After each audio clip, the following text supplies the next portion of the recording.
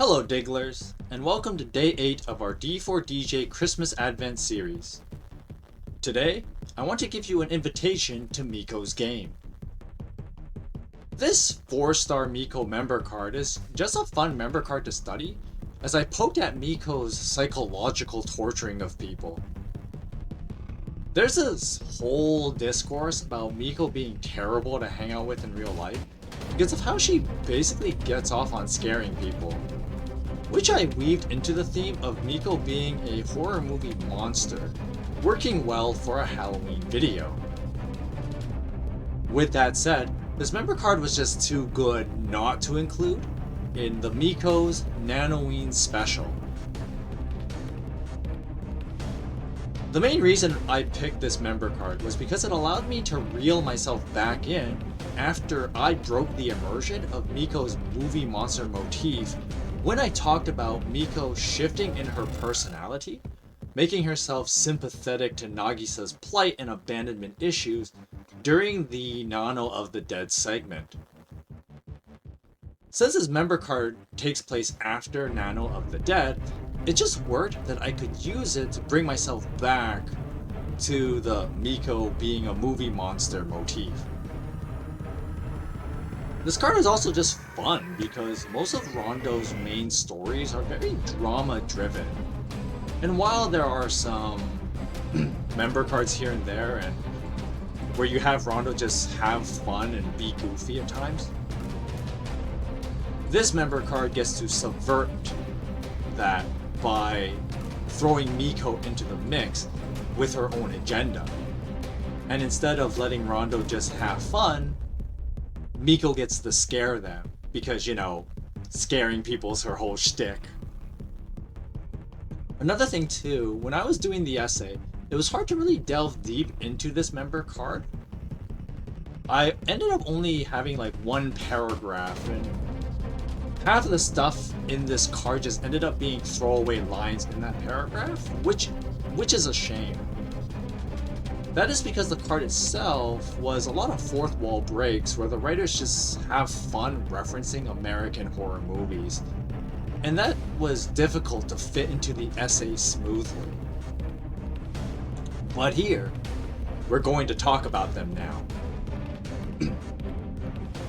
So starting with Hiro, she plays out the shower murder scene for the 1960s Psycho.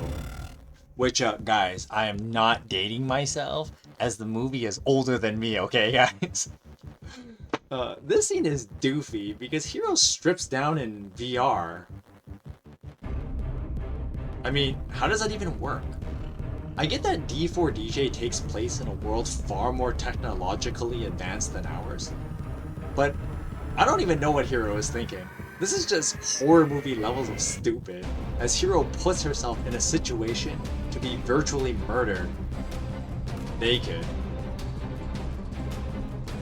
Anyway, the next we get is Tsubaki, and she's also just horror movie levels of stupid. But to be fair, it's for the trope and, you know, reviving the Miko being a horror movie monster thing.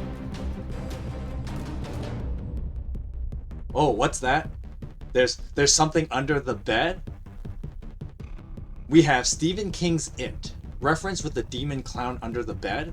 And the last thing you ever want to see are those emerald eyes before Miko does you in.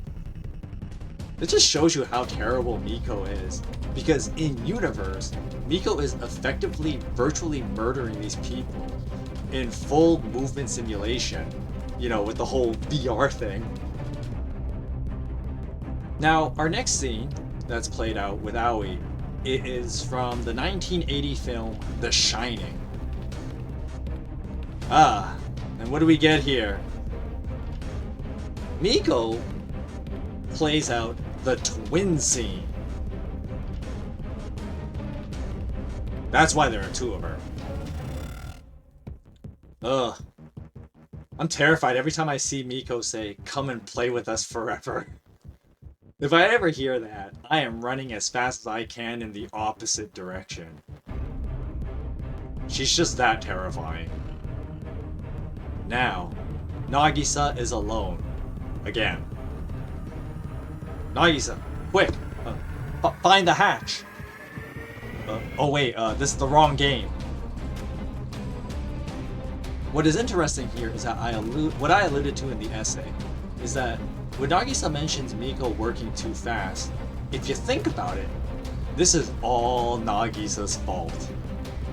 Miko torturing Rondo with VR Dead by Daylight is Nagisa's fault because she wasn't scared in Nano of the Dead. Nagisa was angry because of the whole abandonment issue thing and how she felt guilty treating Rondo the way she was hurt. This just reminds me how caring of a person Nagisa is. Nagisa's guilt was what broke Miko's immersion. And with that said, for this scene, Nagisa has no one to blame but herself.